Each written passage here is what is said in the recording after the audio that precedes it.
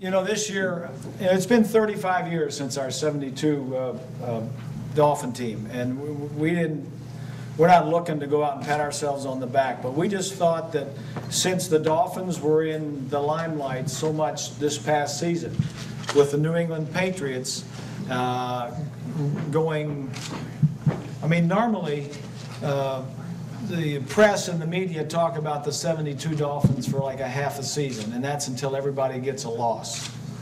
That last year, that didn't happen because it went 8 games, it went 10 games, it went 12 games. Mercury Morris got more publicity last year than he ever got in his total career. ESPN, it was a soundbite every week.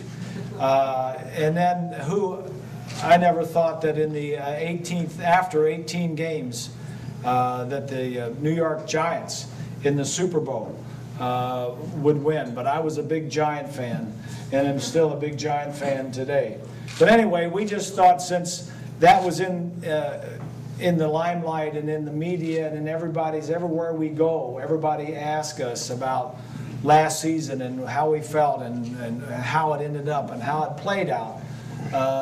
That we might just in a very 10 minutes or 15 minutes give these guys an opportunity to come up and say a few words about what their thoughts were about that.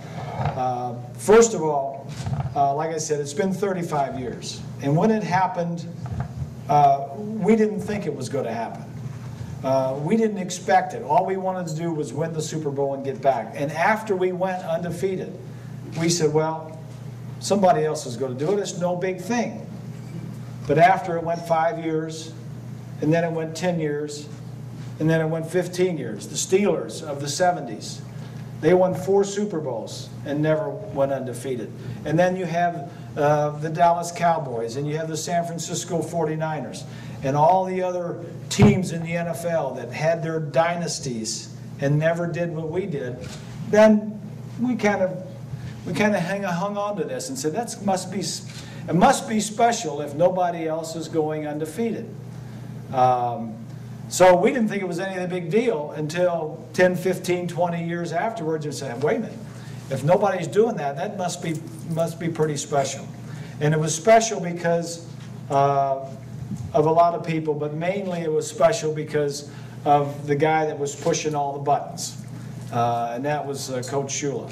It all started with a loss. It all started with a loss in the Super Bowl the year before to the Dallas Cowboys. And in the locker room afterwards, he'll go into that. But it started there, and in the following season, we didn't want to lose a game. I played 5 games. I started the first 5 games, and then I got hurt, and here comes, how old were you, Earl?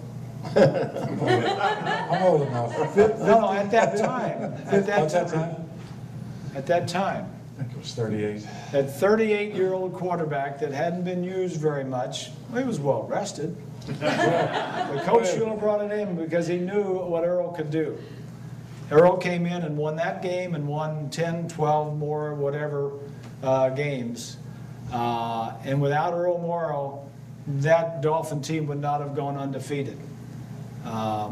Nick Buoniconti's here, a Hall of Famer.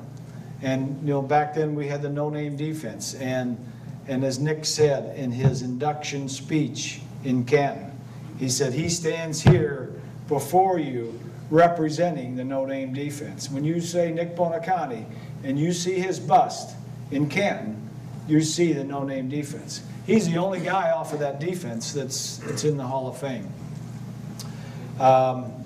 Anyway, I just want to have a little prelude. Nick, I would come up and say a few words, and then I'll have the other guys come up, and then if there's any questions, we're going to save shoes for last. Yeah, because I want the mic open when he talks. Because I want to rebut some of the stuff he might say.